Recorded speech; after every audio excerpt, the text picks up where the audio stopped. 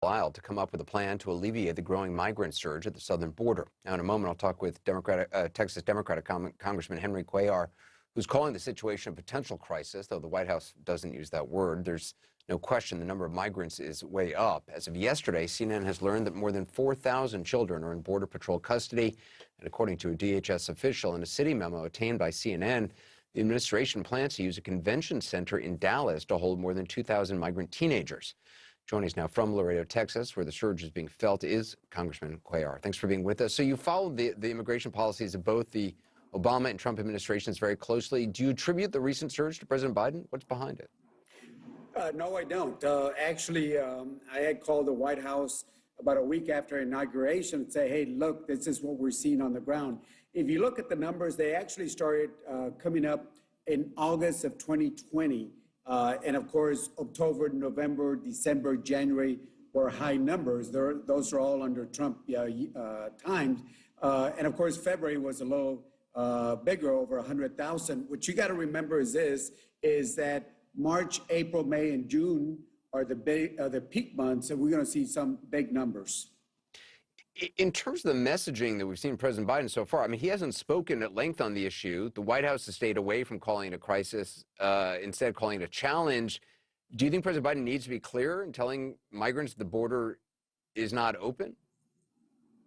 Well, look, without due respect, the message has to be clear in Central America. There's three messages down there. One is from the president saying, don't come. The other one is the family friends network that get over here, then they tell their friends and family, I was able to come through. And then the other one is the very aggressive marketing that the criminal organizations do. This Friday, I was there and I talked to some of the people that had come across. There were about 20 of them. I asked them which message have they heard. Never heard the president, but they heard from their friends and neighbors that they were coming across. They saw things on TV that people were coming across, and they were getting recruited by people to come over across. So it has to be a strong message because without due respect, the administration's message is not coming through. That's the reality of it. The House Republican leader, Kevin McCarthy, and a number of other Republicans visited El Paso today. I just want to play some of what they said for our viewers.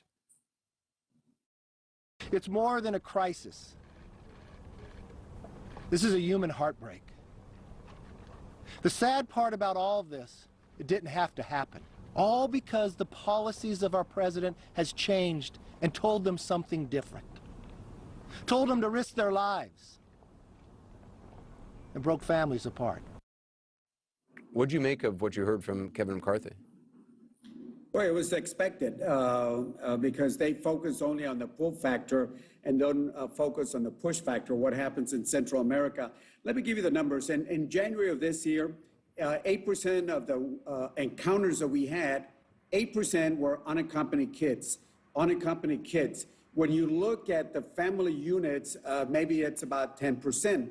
The rest are single adults. And the single adults, they're being returned under Title 42, which is the 1944 law that Trump started using again. The high points is go back to May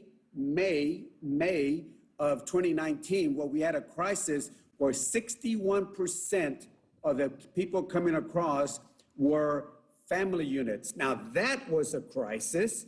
The only thing what makes this difficult is just the fact that we're in the middle of the pandemic. But if you look at the reality, the real numbers, this doesn't compare to what happened in May of 2019, which is, of course, under President Trump. Those are the numbers. I don't care what people say. Those are the numbers and the reality. Congressman Cuellar, I appreciate your time. Thank you. Thank you so much.